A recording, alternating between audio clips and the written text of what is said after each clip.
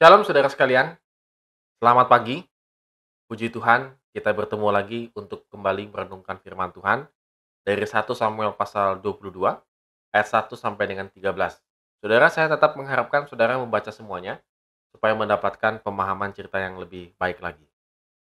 Diberitahukanlah kepada Daud begini, ketahuilah orang Filistin berperang melawan kota Kehila dan menjarah tempat-tempat pengirikan. Lalu bertanyalah Daud kepada Tuhan, apakah aku akan pergi mengalahkan orang Filistin itu? Jawab Tuhan kepada Daud, pergilah, kalahkan orang Filistin itu dan selamatkanlah Kehila. Lalu bertanyalah pula Daud kepada Tuhan, maka Tuhan menjawab dia firman-Nya, bersiaplah, pergilah ke Kehila, sebab aku akan menyerahkan orang Filistin itu ke dalam tanganmu. Kemudian pergilah Daud dengan orang-orangnya ke Kehila. Ia berperang melawan orang-orang Filistin itu, dihalaunya ternak mereka, dan ditimbulkannya kekalahan besar di antara mereka. Demikianlah Daud menyelamatkan penduduk Kehila itu. Kepada Saul diberitahukan bahwa Daud telah masuk ke Kehila. Lalu berkatalah Saul, Allah telah menyerahkan dia ke dalam tanganku. Sebab dengan masuk ke dalam kota yang berpintu dan berpalang, ia telah mengurung dirinya. Maka Saul memanggil seluruh rakyat pergi berperang ke Kehila dan mengepung Daud dengan orang-orangnya. Lalu bersiaplah Daud dan orang-orangnya, kira-kira 600 orang banyaknya, mereka keluar dari Kehila dan pergi kemana saja mereka dapat pergi.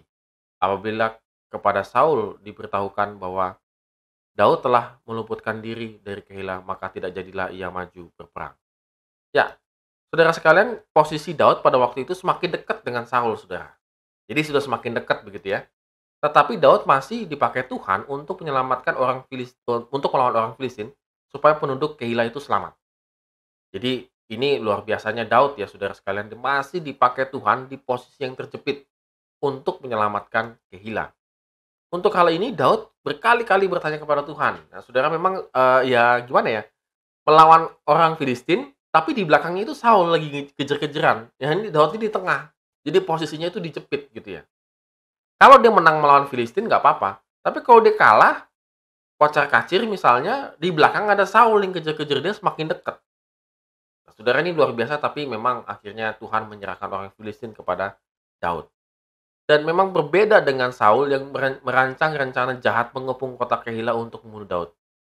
Karena desain daripada kota itu, pintunya cuma satu, berpalang lagi gitu, maka kalau itu dijaga ketat ya sudah nggak ada yang lagi yang bisa keluar. Kalau tadi orang Filistin tuh hanya bisa menyerang di pengirikan, jadi di luar daripada kota, benteng kota itu.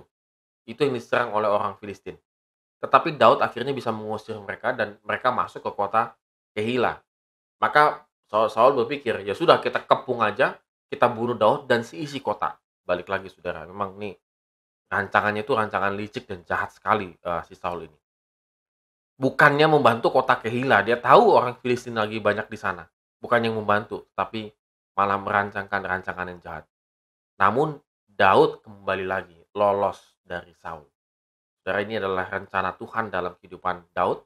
Walaupun sudah posisi terjepit dan terhimpit, dia tetap lolos daripada Saul.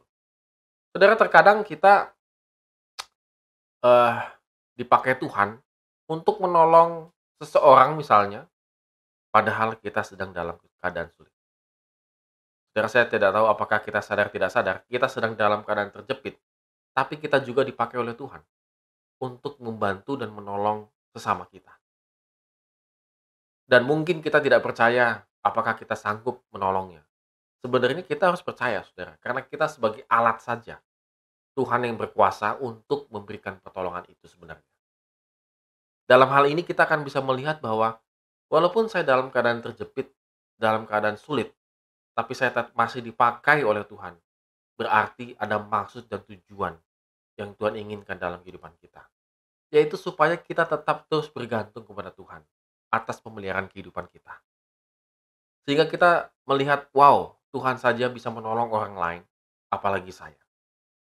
Sehingga walaupun saya dalam keadaan sulit seperti ini, saya tetap harus bergantung kepada pemeliharaan Tuhan dalam kehidupan saya.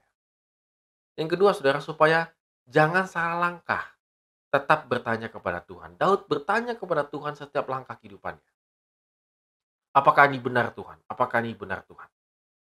Saudara, dalam posisi kita yang terjepit, mungkin pada saat ini sudah merasakan seperti saya juga misalnya, maka kita harus selalu bertanya kepada Tuhan. Tuhan, saya akan melangkah begini, apakah benar atau tidak? Sehingga kita memiliki komunikasi yang intens dengan Tuhan.